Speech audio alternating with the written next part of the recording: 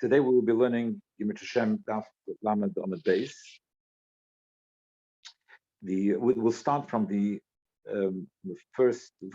last few lines on Daf Lamed on Aleph. So in Daf Lamed on Aleph, the last few lines he brings from the Mishnah where there is a machlokes, whether you can make an Eruv for a Nazir with wine, and is for can you use truma for Yisrael? So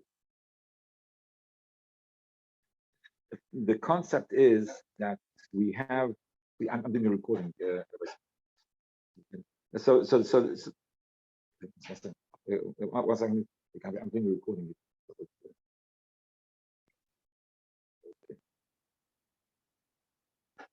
So in the Mishnah we have the machlokes whether you're permitted to make an Eruv for a Nazir with wine. A Nazir is not permitted to drink wine. And similarly, whether you can use truma for the Eruv for Yisrael, even though the Yisrael is not permitted to eat from truma. The truma has to be owned by the kohen. So, just to go with the concept again, it's quite obvious that, for instance, when we make the Eruv, we put the food there because that shows that we are living there, because the person lives according to the food, to where his food is. And therefore, to show that we're living in the place where we put the Eruv, and therefore all measurements as to the distance that we're permitted to carry on Shabbos will be centered. The center and the beginning of it will be the place where we put the food, and therefore you'll adjust the distance you're allowed to walk from if you would only be in the city where you live. Now the thing is that we're supposed to put food there, but one thing is for sure. For instance, you don't have an obligation to actually eat the food. So even though we put the food there to show that we're living there, you don't actually have to eat the food. You can go back home and have your Shabbos meal at home and all the rest of that. And the Shabbos afternoon, you'll go wherever you want to. So we see that the concept is more showing that you're using the food to show that you're living there. You're putting food there. So that is that you are setting and saying, this is a place I'm living, and I'm doing an activity to show that this is a living place. But you don't actually have to spend any particular amount of time in that place, and you don't have to eat from the food. If I can use the word symbolic in a certain term, so that is symbolic. Now, then there is a machlokes. How strong does it have to be? Okay, we're not eating from the food, but does the food have to be edible, etc.? And so there are many details that the food has to be edible as is. It's not, you can't put food that still needs to be cooked. That would not be considered showing how strong it has to be, this show of showing this is the place of where I'm staying in Shabbos. So we have machlokes in the Mishnah between Sumchas and the Tanakama. So according to Tanakama, is as long as the food you put there is food which is ra'i for people to eat. Even for you personally, it's not dry for you personally. That doesn't matter, because going back to the concept that this is just using to show, it's not that you actually have to spend any time or you actually eat. So as long as you're putting food which is fit for people to eat, even though you personally it would not be fit for you, that's okay. Therefore, Yisrael can put truma because it's fit for kohenim. Right? Sumchos does not agree that you can use something which is so totally unfit for you. So he minimizes it. He says no, excludes truma. You cannot put truma as an Eruv, because the truma there's no way that that doesn't even have a potential of being edible for you. So truma does not even have a potential for being edible for you, and therefore Sumchos does not agree that you can use that for an Eruv. But for instance, Nazir wine, then you need that you're able to use an Eruv. even though Nazir is not permitted to drink wine. So Sukkos will agree that the Nazir is permitted to put the wine for the Eruv. Why? Because it at least has a potential, as we will learn in the Gemara, will explain us, it at least has a potential of being used. It has a potential, even though practically you won't be able to use it. It has potential. That's fine. It's enough of a show that this is where I'm living. And then you have Beis Shammai, as we will learn soon. Beis Shammai is much more. They say that you actually have to be able to eat it. That not a potential. You have to practically be able to eat it. That is going to be the opinion of Beis Shammai. And even in the opinion of Beis Shammai, there's two opinions of what their opinion really is, as we will learn the Gemara. But Beis Shammai is certainly much more that, at very least, they hold that you have to put food there which you are actually able to eat, and not potential is not good enough. And that's the minimum opinion of Beis Shammai. The whole group is even a strict opinion in Beis Shammai itself. Saying that, I think that we'll go to the Gemara. So the kids, we will bring the Mishnah, Arvin and Noz B'Yayin, etc. And we have the two opinions of Sumchas and the Tanakama, and in both of them, it's that you can't actually eat practically you're not able to eat that food, and it's kosher for the Eruv. So it says that the Gemara, Masnis like Beis Shammai, our Mishnah is not like Beis Shammai. The Tanya, we learned the Brayso. Beis Shammai said, Eima Arvim Noz B'Yayin, the Yisrael B'Truma. You cannot make an Eruv. They disagree. If a Noz B'Yayin Yisrael B'Truma, you can't make that. It's not good for an Eruv because you have to have something that is actually able to eat. We start one for actually able to eat. Beis disagree. They say, yeah, you can use even the wine or truma for Yisrael, because as long as it's fit for some people, it's fit to eat. Now, so Beis Shammai want to prove the point that even when it's not fit to eat, you can still use it. As long as it's fit for some people to eat, you can still use it as an Eruv. How do they prove it? They say to Beis Shammai, do not agree that you can make an Eruv Yom Kippur. So what happens to Yom Kippur? You want to make an Eruv? Can you make an Eruv? Yes, you agree. You can make an Eruv Yom Kippur. Now, how do you make an Eruv Yom Kippur? For Yom Kippur, you get Eruv Yom Kippur. You're going to go there, and you're going to put the Eruv in the place. Now, Yom Kippur, a Godel can't eat. Yes, a cotton can eat food. It's sorry for a cotton. Say that a cotton can eat, but a Godel is not allowed to eat on Yom Kippur. And yet you can make it for an Eruv. So we see that we've proved as the Gemara will say, so Omru Lehen Avol. So the Beis Shammai says yes, we agree. In Kippur you also have an Eruv in Kippur. No, so that's the Omru Lehen. So this still say, so you agree you can have an Eruv in Kippur. No, what's in Kippur? You can't eat in Kippur. Shem Arvin Legodol B'Yom Kippurim, where it's not you can't actually practically you can't eat it, but since it's food which is if other people are able to eat, cotton is able to eat, or whatever. So similarly, the Noz B'Yayin Yisrael, the Truma, you can use wine for a Noz, and for Yisrael, you can use Truma as wine because it is edible food. That's enough of a show to sort of emphasize that this is where your center of living is on Shabbos. Okay. So the Shammai, it's like a question of a Shammai. You see, you're not able to eat, and nevertheless, it's considered good for an Eruv on Yom Kippur. So the Gemara says, that the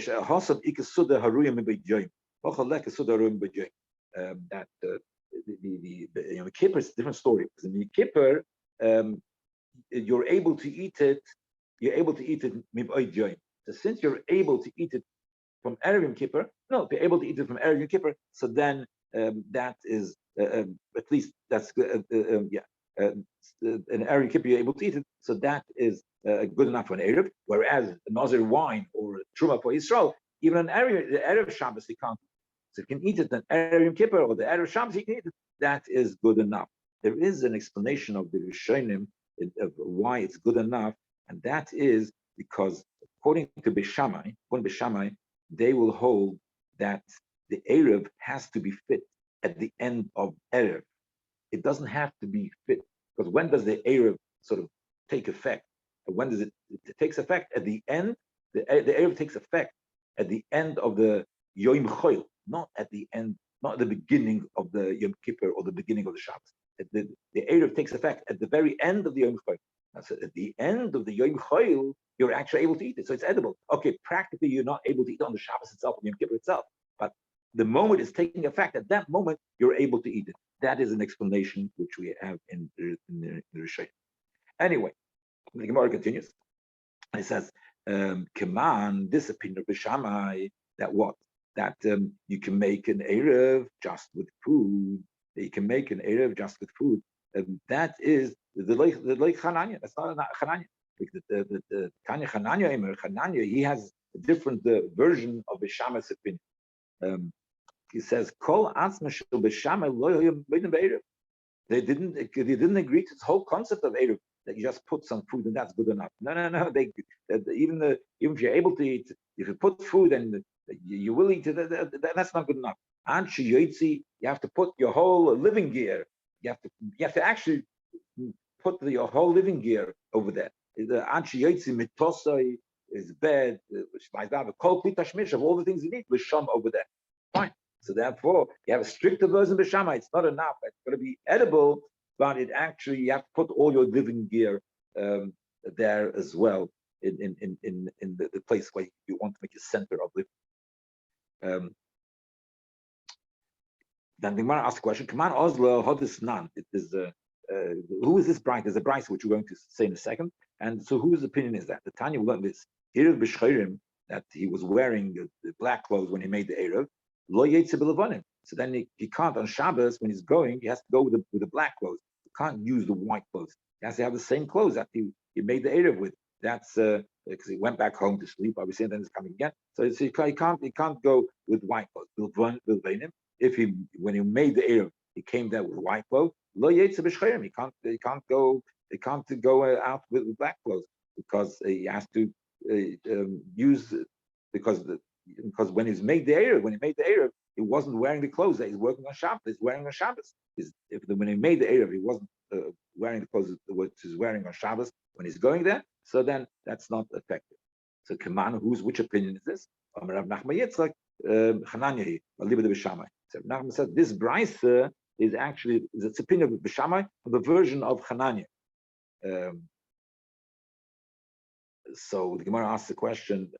It doesn't seem to be like Hananya because it says if he goes with white clothes, he can't go with dark clothes. He can't go with different color clothes. Or the truth of the matter is the color is not so significant over here. It means different clothes, whether it's the same color, different color. It means it has to be the same clothes. So you can't go with the other clothes. That's all. But that's all that's needed. It should be the same clothes. But the Shammai according to Hananya, more strict. That the clothes is not enough to be the same clothes. You need those for the bed and everything else. So okay, let's do inside. So the Gemara says, Hananya if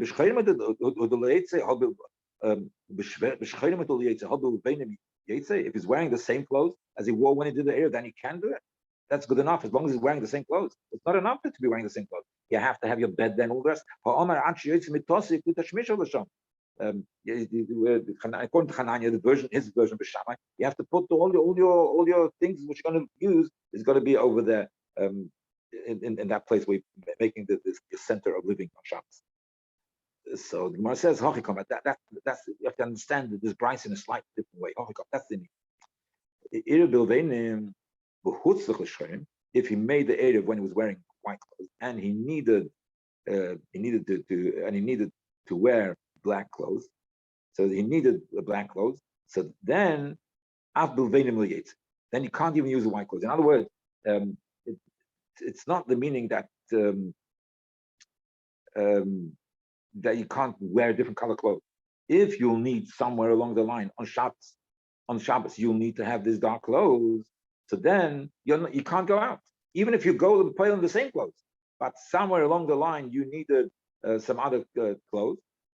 So that's not sufficient, and you can't go. And it means you can't go not just with a different type of clothes, even if you go with the same clothes. Why? Because you didn't put there all the clothes that you need for Shabbos. And Keman, and that's the pshat in the brayse, or that's the correct version of the brayse. And Keman, who is that? That's the Hanani's version of the Shabbos. Okay, so we have this. We're going back to Machlekes. Going to Machlekes in the Mishnah. That what?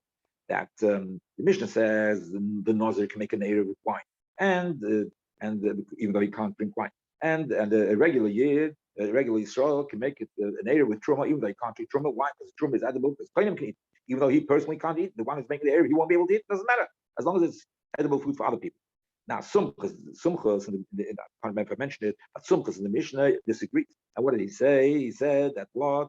That you can use Chulin, that the Israel can only use Chulin as an Eruv. You can't use Trum as an Eruv. That he disagrees. That the Israel can use Trum as an Eruv, they disagree.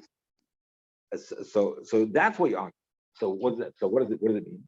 So the Ilu says the Gemara, Sumchas on Rabbi Chulin, that the Yisrael can only use Chulin, not Truma. The Ilu knows a bit behind Polik, so it comes out that it doesn't agree with it. Sorry, it doesn't argue the fact that the Nazir can use wine for an Eruv, even though it's not drinkable for him. So my timer, what's the reason? So it says Efshad the Mishlan is because he has a potential.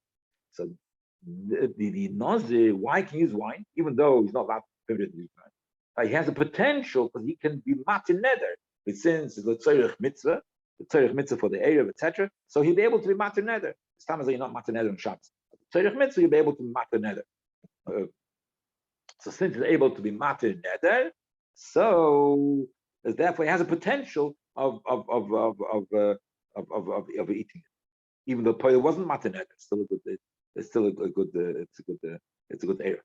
So Gemara says, if that's the case, Truminami. If that's the case, if the reason is because you're not matin neder, so you can use the concept of matin neder. You can also revoke the truma. If you have truma, your person makes truma, so he can be, which is because how does it become truma? By your words. When you say this is truma, that makes it truma. So therefore, you can also use by being matin neder on the truma. You're matin neder on the truma, so then it reverts back to its original status, and it's not truma because it's something which is done by word. Trumanami after the mishal last, yeah. So therefore, the chayrish is according to the logic that it has the potential. So truma also has the potential to become chulin. And therefore, Yisrael should be able to make it use it to use it for an error. So Gemara says no. There's no potential there. Because if you're the matin neder, it becomes what? If you're matin neder, so then it's not truma. So what? It's tevel. So you can't eat it. You still can't eat it. You still can't eat it. Tevel you can't eat. One is not permitted to eat tevel. It's not edible. Tevel is not edible for anybody. It's not even for a kohen can't eat tevel. He has to make truma. Okay. So the Gemara says no, nish gefährlich. So what's harder but tevel? It still has potential. It still has the potential of being. It still has the potential of being. It still has the potential of being being edible. Why? Because it comes back tevel in matineder. It comes back tevel, and what? And then he'll take truma from another place. He'll say, okay, this is not truma anymore. It's tevel. I have in my house some more of the same fruit, and that should be truma on this fruit. So therefore, you can it becomes edible. You made it edible all of a sudden. The Gemara says no, because that you're not allowed to do that because you're not it's possible. You're able to make truma. To make truma on something which is you have some fruit in front of you. You're able to use other fruit and which is not in front of you, and that should become truma for this fruit. But you're not supposed to do it. You're not supposed to do it. So therefore, the Gemara says those who follow the law meticulously are called chaverim. They are not nechshed litrim shleimin amuk. That take truma for something which is not in that group in front of you when you make the truma. Yeah, they take the truma from the items on which you want to be able to eat. From that item, that is from that gathering of fruit, from that pile of fruit. Sorry, from that pile of fruit is where you make truma. You don't make it from a different pile on this pile. That's not the right way to do it. So therefore, it doesn't count. So the Gemara says, no, if you have truma, so we have a solution. How potentially it's be able to eat. Why? Because let's say we have the truma over here, and there's this Eruv, and it's truma. and you can't eat it. Oh, you can eat it. Why? You could be mataneder. You'll be mataneder, it becomes tevel. Then when it comes tevel, so what? So you take only a bit of it. You 2% of it will become truma. It becomes tevel. It's nishkafah. You can't eat it. Say that you can eat it. You know what? Take 2% and make it truma, and the rest you'll be able to eat. So the live for shaleh menei obey. You can be you can make from the pile itself. You can make a little bit 2% of truma. So the Gemara answers less b'shura. No, it won't be good. Then if you take 2%, it'll be less than the share which you need to have the food, which you need to have to make the eruvin. It will be less than the share. So right. So therefore, that's not a solution. It doesn't show the potential. You can't do it because then if you do that, you'll minimize the share. The Gemara says 1 second. What makes you sure that Sumcha said you can't use truma? He said that only if it's the exact shear. Surely, when Sumcha said you cannot use a truma, it's even if you have a bit more than the shear, the exact shear. It's I'm sure Sumcha said is halacha. Even when you have 2% more than the shear, you still can't use it for truma because otherwise it didn't specify that. It's only if it's exact. Otherwise, you're off. Usually, people take that they don't go exact. So the kids say, "Hello." So the reason why Sumcha says that there's no potential here to make it edible is for this person, make it edible for this person. Yeah, for coin it's edible, but to make it edible for this person, the Amid say they call everything which is awesome the Rabbanon goes Allah bein hashmoshes.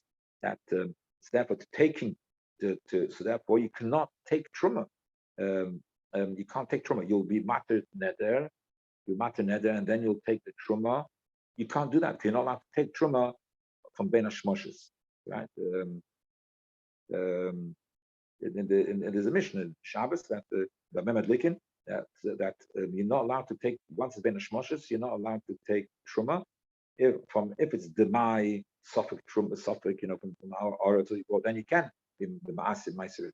But if it's the vada, you cannot do. You cannot do bein hashmoshes. You can't do that. So kodom shum sheshus, even so, all the rabbanans, you're not allowed to.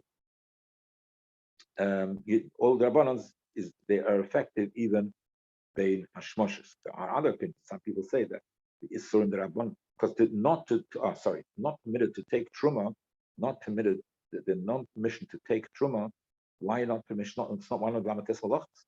Not take truma is not one of the lamates halachas. So why not do it in Shabbos? It's a shvus. It's only the rabban. So, but nevertheless, it can't do it bein hashmoshes because according to this opinion, it says all the rabbanans are also the bein hashmoshes as well. So the command Oslo.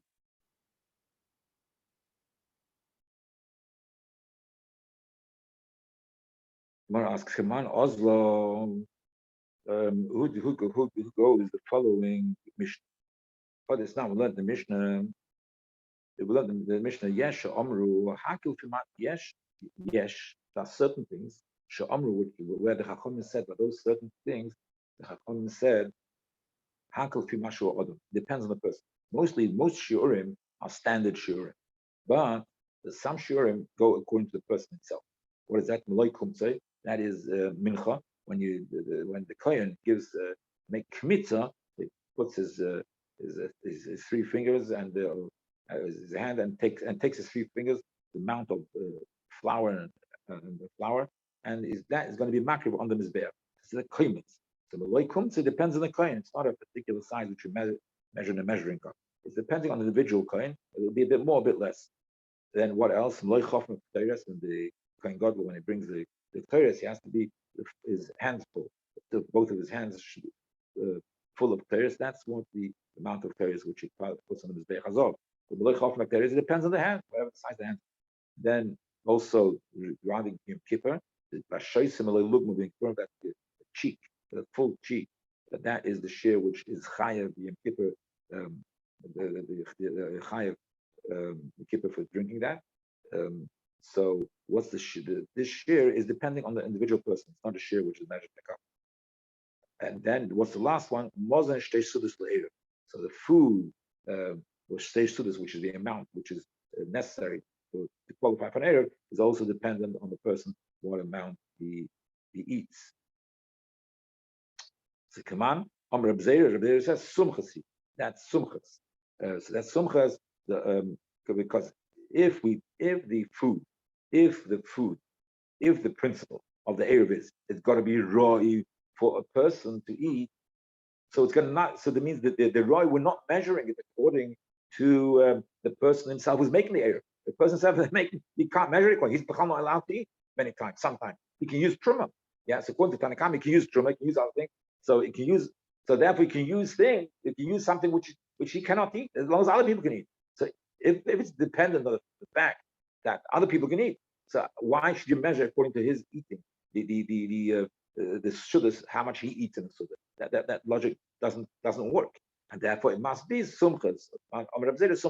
The Amar says, "My the chazil lebein." It's got to be at least have the potential for him to be to actually use it. To us, then it depends on him, on his usage. So therefore, it's enough the size which he on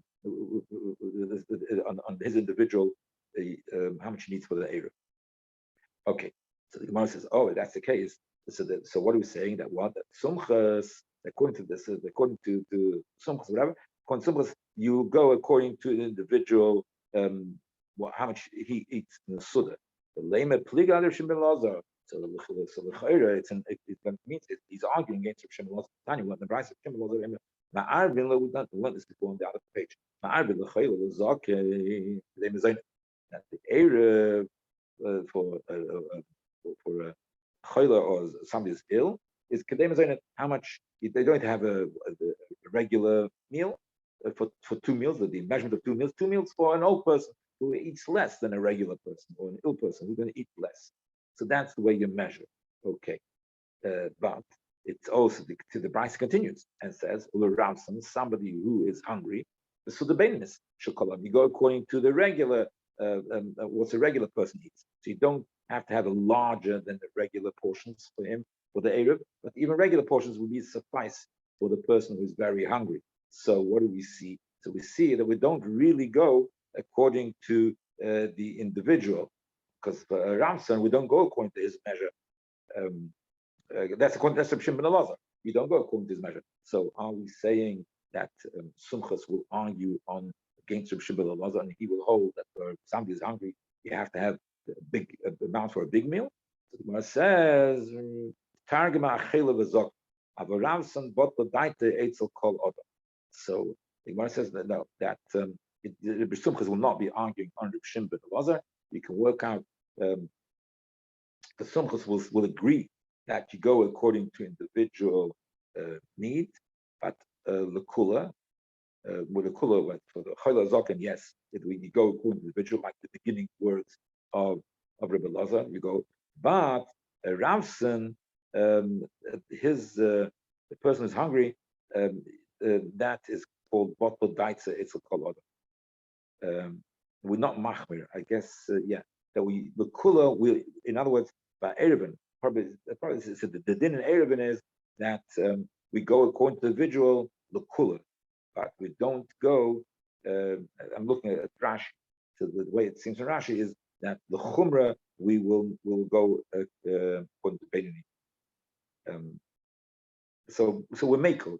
I think it seems that the principle by Eruvin is we're makel. So even though we do allow the principle of going according to an individual, nevertheless, but we will only use this principle of going according to individual only lekula and not lechum, which is okay. So whole everyone's the rabbanon. So that's how they made it. That we should not be smachmir so much. Okay. Now the next piece is the kohen beis hapras. That the kohen, a kohen, he can in a beis hapras, he can put the Eruvin in a beis hapras. What's a beis hapras? A beis hapras is a field, and there's a caver there, and the caver was plowed. So if the caver was plowed over, it's not sufficient that the place where the caver was, that place you're careful from tumah. Once it's plowed over, we're choishes that the whole that the plow cut off some of the parts of the kohen, of the person of the mess, and placed it somewhere else in the base of Pras. Flying over, he went deep in the ground, and it cut through and broke up some of the parts of the mess and put it in other places. So therefore, the whole area, where you plowed becomes a base of Pras. It's a suffix of Tumah, but the suffix is not of the meat of the nest. Because for a long time already it's been there, so it's been decayed for sure. But it's to worry about the bones, that maybe pieces of bone are lying around all over the place, and that's a suffix. That's midrabanan. It's also because of this suffix. Maybe plowed. Not that we saw the bone. Maybe, yeah, in plowed over. So maybe the bones all over the place. So then midrabanan it's also. So and it says you can make the Eruvin, put the Eruvin in such a place for a kohen. That's what the Mishnah said. The Mishnah says you can put the places for a kohen over there. So how come you're allowed to do that? So the Gemara says it's based on the principle the Omer of Buddha Om Shmuel when I payach odam base of pras v'hoilich. That because the base of pras, even though kohen can't go there, but there's a potential for the kohen to go there. Why is it potential? Because you can actually you're permitted. Kohen is able to permit by he blows on the earth.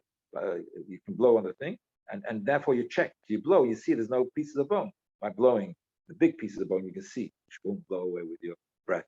What you worry about the small pieces of bone. So small piece of bone is when you blow, they'll move. So therefore, that's how you can check the base hapras. If it's the amount of bone is less than the less than the body, then it's not the tama anyway. The amount of bone less than the body. So if it's bigger than the body, it will fly away with your thing. So the kids, so therefore there is a potential. He's able to go there because he's permitted to. So before the tzerich mitzvah, you're permitted to do that, to blow your way across the base of pras. Rabbi Huda ba'amim mishmei Rabbi Huda ba'amim shit Huda. Kama base of pras nidish told that that stock base of pras, which was a lot of people walked over it. So a lot of people walked over it is Torah because it's probably you've probably crushed all the bones which are there and it's probably crushed. So in other words, that's giving another possibility of why why you're able to use a base of pras. There's another two possibilities. One is because you have the ability to blow your way through it, or there is another possibility that it's talking about the base of pras where a lot of people walk through. And if the Mishnah is talking about base of pras where people walk through, so then it follows the opinion. This Mishnah follows the opinion of Rabbi Huda Barami, Shmei Rabbi Huda, that says that a walked over base of pras is toher. I think I will stop over here as we have time.